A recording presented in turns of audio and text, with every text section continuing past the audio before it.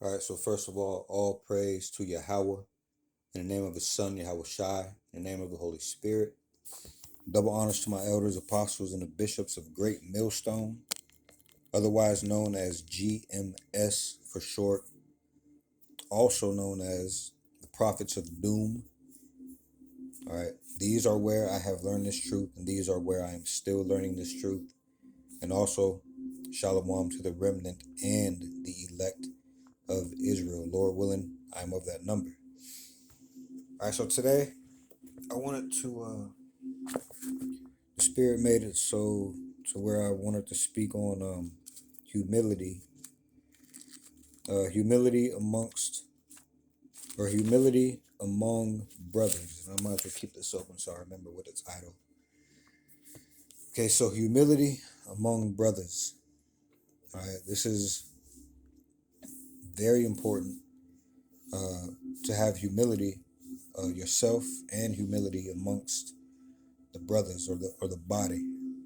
All right, is it given as example, or does this match up with the scriptures? What we're talking about here? Let's go ahead and see. Right now, I have it to where it's 1, 2, 3, 4. Only 5 windows open here. So we'll, Lord willing, this to be short and to the point. First of all, I'm going to open another window already, and I want to go get the definition of humility.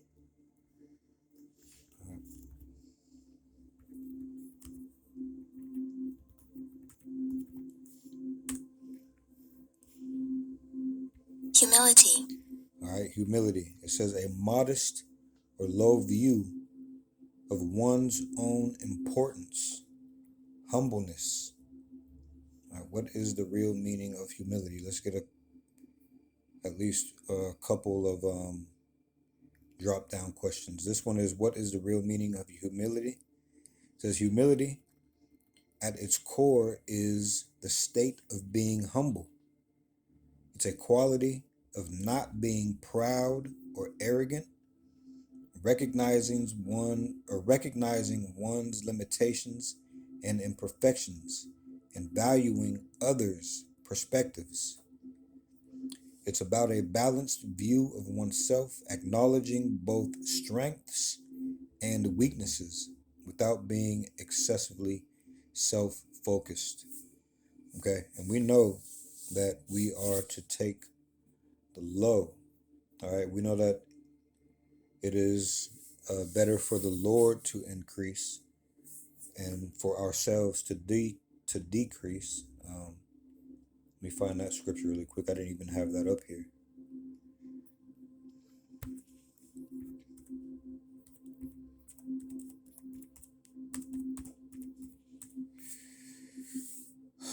All right, John chapter 3 and verse 30. He must increase, but I must decrease. All right, this is about Yahweh, which is whom the world ignorantly calls God as a name. All right, God is a trait and a title, but the Almighty, the Most High God, His name is Yahweh. All right, Yah means He. Hawa means to be, exist, or is. All right, so He is, He to be, He exists. All right, His Son's name is Yahweh Shai. This is whom the world ignorantly calls Jesus or Yeshua. All right, these are the only names, all right, in which you will be saved by. And again, I'm speaking to Israelites. All right, more specifically, the remnant and the elect. Being that these are the only ones that will take heed to what is being said here. All right, everyone else is, yes, being put on notice. Okay, so again, in Yahweh Shai, Yah is He. Yahweh Shai is saves or delivers. All right, He saves, He delivers. All right. So He must increase, but I must decrease. All right, we take the low because we are low. We are, in the definition of humility, it says a state of being humble. All right, we are to be humble. It's a quality of not being proud. And you know what it says about being proud in the scriptures. If not, let's go ahead and go there and find that now.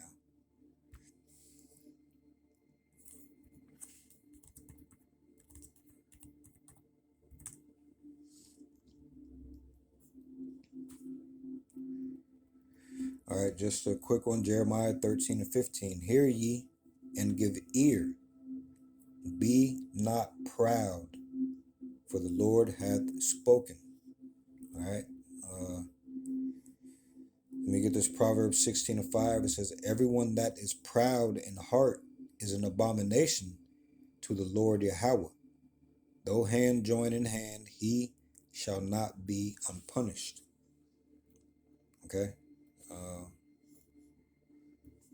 me look. Let me see if I can find anything else. Hold on. Oops.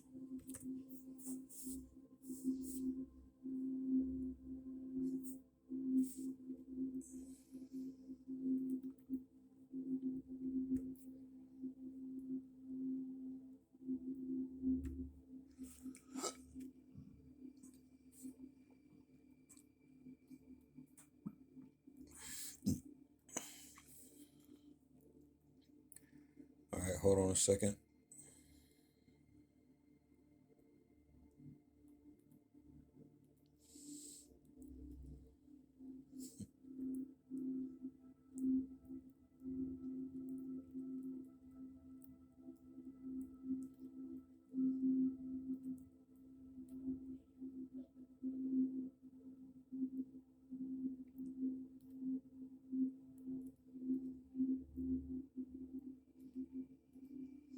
Yeah, there's a lot of scriptures in here pointing at all right, proud, not in a good light. But we'll stick with Jeremiah 13 and 15. Hear ye and give ear. Be not proud, for the Lord hath spoken. So again, back here in the definition of humility, it says recognizing one's limitations and imperfections, and we are indeed imperfect. All right, we are to take the low. We aren't even deserving of what the Lord has in store for us because of how we have walked. All right, there's only been one that was perfect and good, and even he says, why callest thou me good? And there is a reason behind why he says that. All right, if you understand what reincarnation is, all right, that it is a biblical, okay, but the Lord is perfection, and we are not even on that level. All right, we walk in the ways of perfection. Okay, we walk towards the example of our big brother Yahweh Shai, and upon his return, we will be made perfect when the Lord's laws, statutes, and commandments are put in us. But for now, we are definitely imperfect. Another part of that definition says, in valuing others' perspectives. So amongst the brotherhood especially, all right, you may know more than, for example, all right, my elders, apostles, and bishops have been in this thing for upwards of 40 years. Between four of them, between the top four, more than 100 years of knowledge. And they will tell you that they are still learning on a daily. Okay? You'll hear Tahar, Elder Apostle Tahar, always talk about, when he's studying and going into commentaries or definitions that, he didn't know a certain thing was there. Like he knew in a way what would be there, but he didn't know exactly what is behind certain words, right?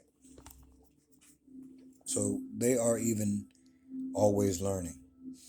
So them being in here 40 plus years and us just coming in, all right, everyone underneath, we should be humble. Okay, we should value others' perspectives as far as we haven't all walked the same path. We're all approaching this truth, or the truth has came to us at different ages, at different stages of our lives. We've all had to empty the things that were put in us by this world through different stages. So we can all learn from each other. All right, there might be little nuggets from some that someone more knowledgeable didn't have, right? And we can all add these things to our uh, what's the name for it? Oh man, it's right here on the armory. All right, we can all add this to our armory. Okay, different things from different brothers. All right, there are different parts of the body. Okay, and we can learn from each other. All right, people's talents are different, which I listened to a lesson on that earlier by Amawan Gabar, where he was talking about different talents. People were given or gifted different talents. You just have to find out what that is, hone in on it, and contribute it. All right, to the truth. All right, to the body, the true body. All right, that's why this is titled "Humility Amongst the Brothers or Brethren." Okay, so let's go ahead and get to some scriptures here. All right, so let's start here in Romans 12 and 16. It reads, "Live in harmony with each other. Don't be too proud to enjoy the company of ordinary people, and don't think you know it all." This is Romans 12 and 16 in the NLT. All right, so live in harmony with each other. We all have to speak the same thing. We have to understand that we are all on different levels, or maybe some of us, the ones that have been in this for a while, like the elders. All right, they understand that they're on different levels, but they all understand also that they can learn from each other, that they do learn from each other. Okay, so live in harmony with each other. Speak the same things. All right, if you are of the same body and you speak the same things, that piece of knowledge, all it's going to do is connect with the other pieces of knowledge that the other brother has. All right, it reads, "Don't be too proud to enjoy the company of ordinary people." All right, you never know how the Lord is going to appear to you. Some angels, I mean, not the Lord, but some angels appear to you as men. All right, so you never know who you're entertaining.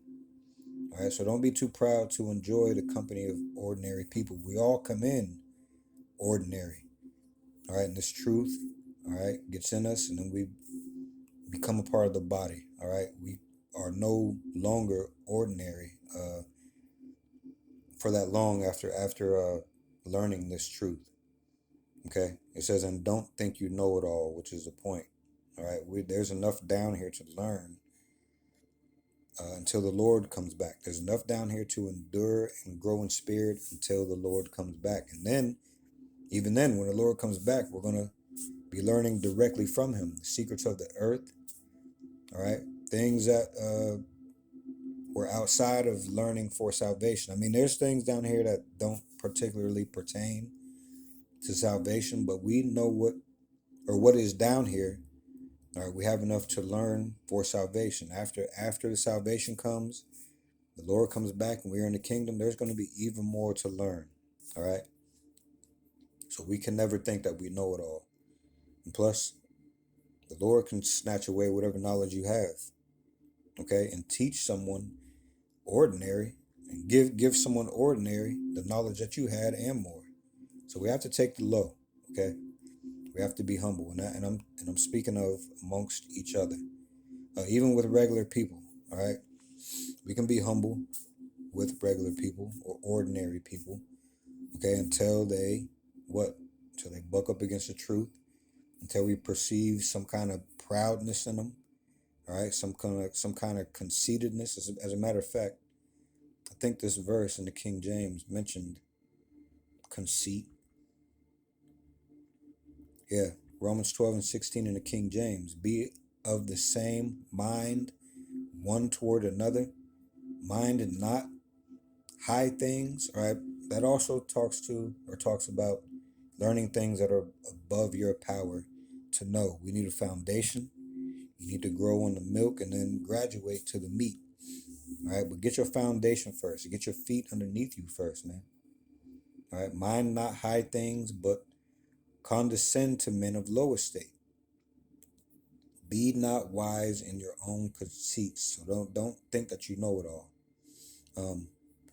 I have a story that I tell one of the brothers the brother that I meet up with. All right, to where I met someone, right, and it was soon after I started learning.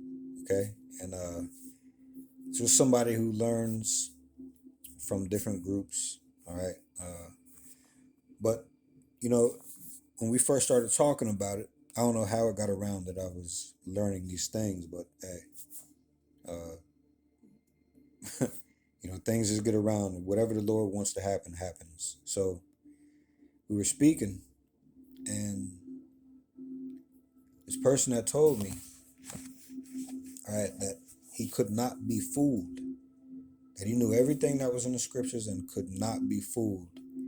And I was thinking, well, right before we had spoke about this, we were talking about pride, all right, and how pride was a really dangerous, dangerous thing, right?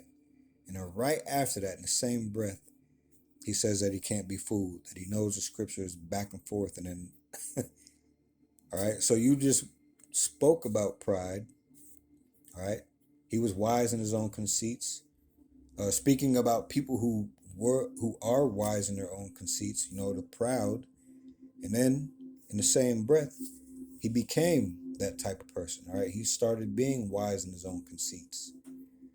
Okay, there was more to that conversation, but I'll keep that. I'll just let that example be known right there. So yeah, be not wise in your own conceits. The Lord will take that from you. Right? To me, it seemed like the Lord had that man on strings that day and was showing me, like, look what I can do. Like, men can say one thing and then I can have them, you know, they'll say something and then the Lord will make them go against what they just said. All right. Or they'll explain something that's, he was describing proud people and then made that man that was talking down on pride become a prideful person in the same breath. So we have to stay humble. That is key. All right, let's go here to now Mark 10 and 42. For an example, it says, so Yahushua called them together and said, all right, let me see. Let's see.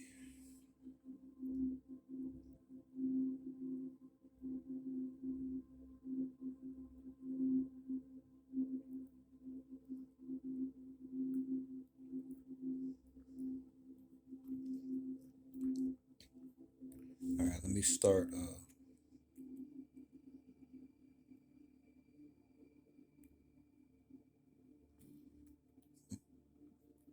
Let me start at 37. Mark 10 and 37. It says, they replied, when you sit, these are the disciples talking to Yahushua. They replied, when you sit on your glorious throne, we want to sit in places of honor next to you, one on your right and the other on your left. But Yahushua said to them, you don't know what you are asking. Are you able to drink from the bitter cup of suffering I am about to drink?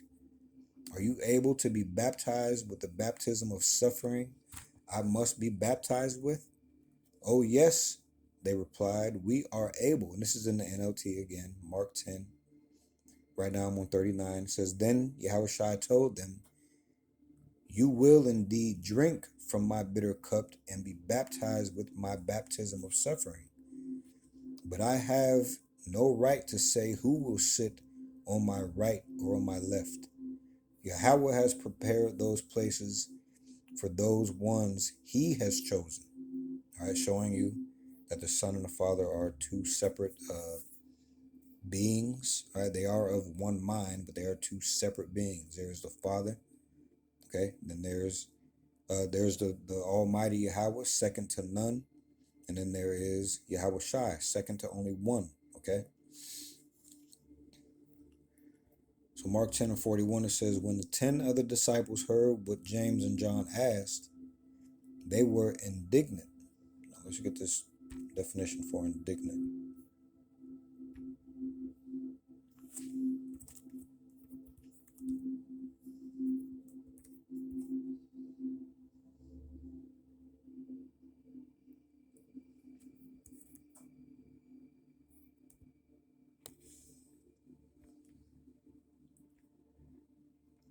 indignant. All right, feeling of showing anger or annoyance at what is perceived as unfair treatment. All right, so let's go back here. It says, when the other disciples heard what James and John asked, they were indignant.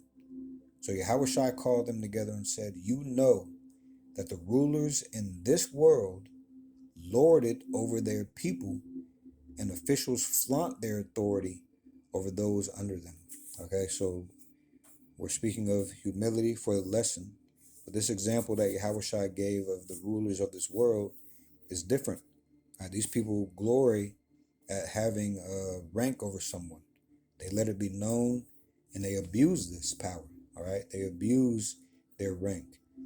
All right, they lord it over the people. Let's get this in the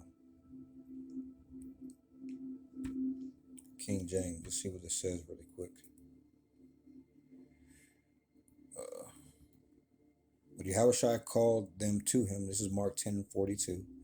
And saith unto them, ye know that they which are accounted to rule over the Gentiles exercise lordship over them, and their great ones exercise authority upon them.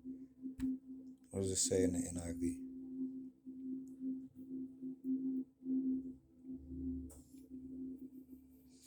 All right, it says the same thing as the NLT almost.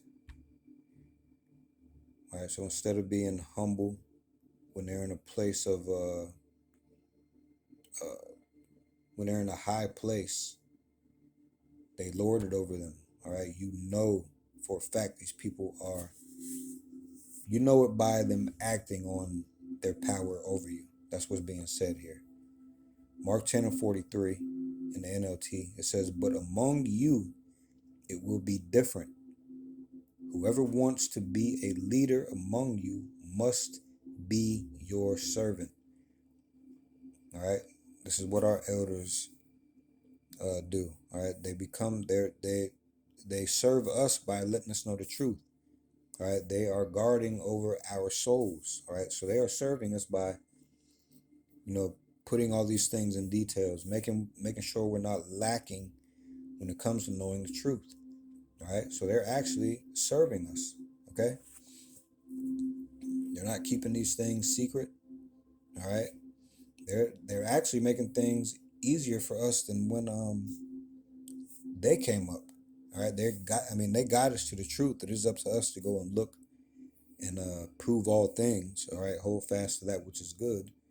But when they had to do it, all right, they had books, etc., internet.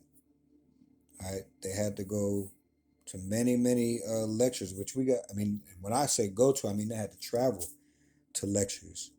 All right, we have everything at our fingertips in these days. All right, so it says, but among you, Mark 10:43, but among you it will be different.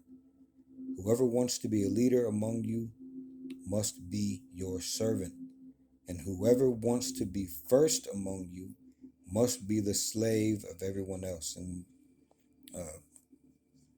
our elders, man, they do all they can to answer questions, all right, to go over things over and over again, all right, just as the Lord, Yahweh, and Yahushai have done, all right, and are still doing, all right. Mark 10:45, it says, for even the Son of Man came not to be served, but to serve others and to give his life as a ransom for many.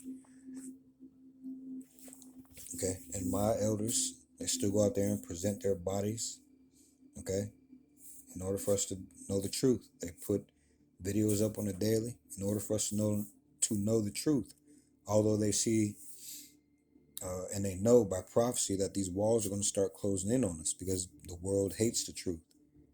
But still, they sacrifice, all right, to tell us this truth. They sacrifice to serve us, serve the Lord first and foremost, all right, and to call us to also serve, all right, to grow in this so that we can follow in not only their footsteps, but especially Yahweh all right, the disciples, so on and so forth, all right. let's go here now to Luke 14, okay, for another example.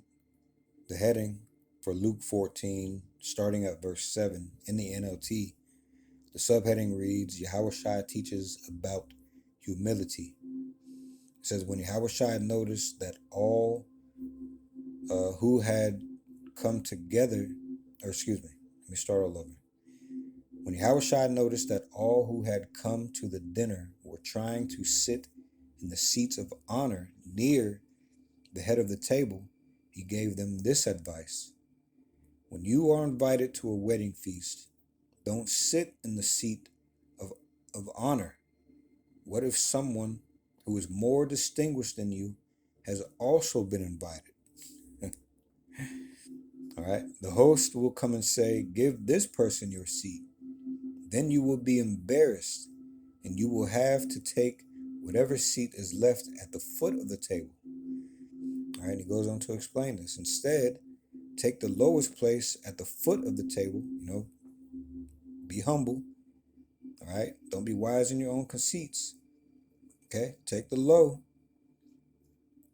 The host will come and say, give this person, Luke 14:10. Instead, take the lowest place at the foot of the table. Then when your host sees you, he will come and say, friend, we have a better place for you. All right. Let someone else,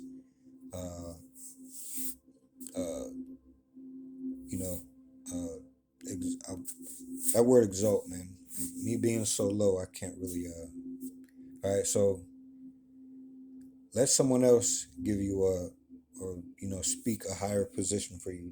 Don't do it for yourself. Okay. Friend, we have a better place for you.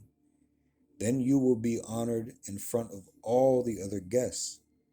For those who exalt themselves, I guess I can use that word. And for those who exalt themselves will be humbled. And those who humble themselves will be exalted. All right. So always stay humble. Humility is very important, especially amongst the brotherhood. All right. Let's go to Ephesians 4 in the King James. I'm going to read here 1 through 7. All right. This is in the King James with the heading being unity of spirit. Okay. It reads, I, therefore, the prisoner of the Lord, Yahweh, beseech you that ye walk worthy of the vocation wherewith ye are called, with all lowliness and meekness, with long suffering, forbearing one another in love, endeavoring to keep the unity of the Spirit in the bond of peace. There is one body and one Spirit, even as ye are called in one hope of your calling, one Lord, one faith, one baptism, one power and Father of all, who is above all and through all and in you all. Man.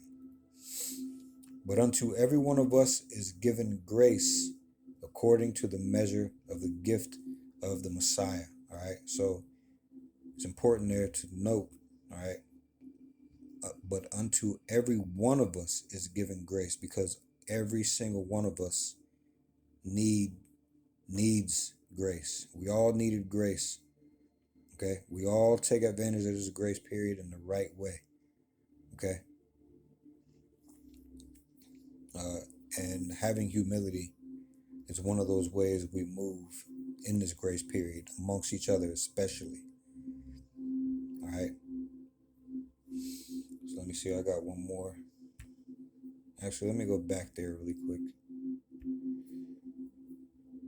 I read that in the NLT. Ephesians 4, 1 through 7. All right. The heading being unity in the body. It says, therefore I, a prisoner for serving the Lord, beg you to lead a life worthy of your calling, for you have been called by your power. All right. Yahweh Bahashem, Yahweh Shai. It says, always be humble and gentle. Be patient with each other, making allowance for each other's faults because of your love. All right, we all know that none of us are perfect, okay, but we also know that the remnant, the elect, are going to get it, sooner or later. All right, so we have to be patient with each other. Correction is one of those. All right, you have to be patient with correction. When someone gives you correction, you have to be patient. All right, you have to pray, and Lord willing, that correction will hold, which it will in the remnant, the elect. Ephesians 4:2 again in the NLT. Always be humble and gentle. Be patient with each other, making allowance for each other's faults because of your love. Make every effort to keep yourselves united in the Spirit, binding yourselves together with peace. All right, speaking the same thing. All right. Ephesians 4:4, for there is one body and one Spirit, just as you have been called to one glorious hope of the future. There is one Lord, one faith, one baptism, and one power and Father, who is over all and in all and living through all. However, he has given each one of us a special gift through the generosity of the Messiah. Okay, and that gift is grace. One of those gifts are grace. All right, faith. Okay. So now let's go to this last window. Hopefully this is coming through as sincere and edifying. One thing I know I have to grow in is learning how to teach. Right. When I listen back to my videos, I'm listening for if I misspoke. All right, listening for things that I need to correct. But I do always notice that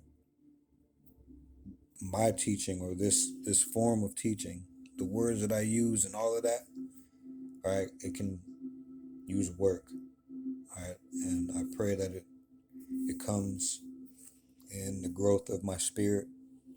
All right, the more knowledge I gain, the more I know how to or what to say. Okay. At the same time, all right, who makes the word? Who controls men's mouths? All right. Okay, it is the Lord. So maybe some are hearing these things and it's making sense. All right. Lord willing, that is what's happening. All right.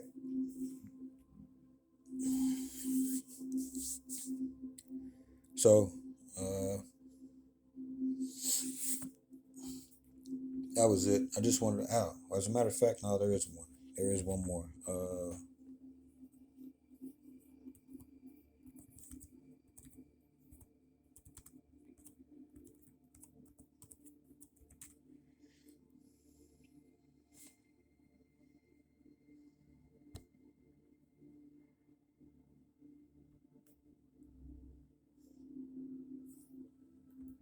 There is one.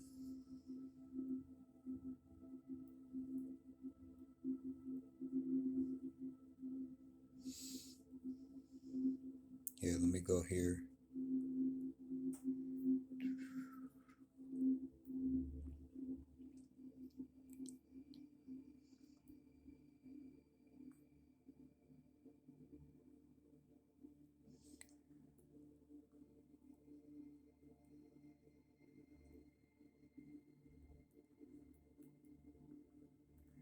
All right, let me start at 42. The point being in 48.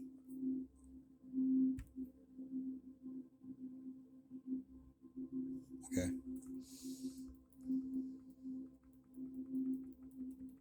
Hold on a minute.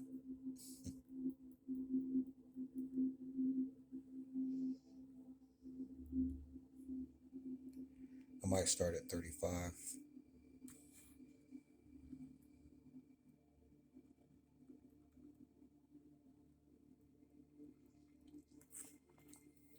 Okay.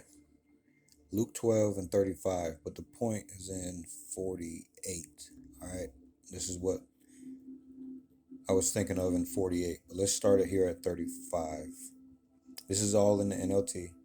The subheading being "Be ready for the Lord's coming." All right, it says, "Be dressed for service and keep your lamps burning." All right, keep learning in this knowledge, keep making these videos, pushing the truth out here, exhorting one another, defending the gospel, putting your best foot forward when it comes to being as righteous as you can. Not that we can be perfect, but we strive for perfection. All right, be dressed for service and keep your lamps burning, as though you were waiting for your master to return from the wedding feast. Then you will be ready to open the door and let him in the moment he arrives and knocks. The servants who are ready and waiting for his return will be rewarded. I tell you the truth, he himself will seat them, put on an apron, and serve them as they sit and eat. He may come in the middle of the night or just before dawn, but whenever he comes, he will reward the servants who are ready. What did it say up here? It showed him being humble and still serving the ones that are doing his service. All right, Luke 12 and 38 NLT. He may come in the middle of the night or just before dawn, but whenever he comes, he will reward the servants who are ready. Understand this: if a homeowner knew exactly when a burglar was coming, he would not permit his house to be broken into. You also must be ready all the time, for the Son of Man will come when least expected. Peter asked, "Lord, is that illustration just for us or for everyone?"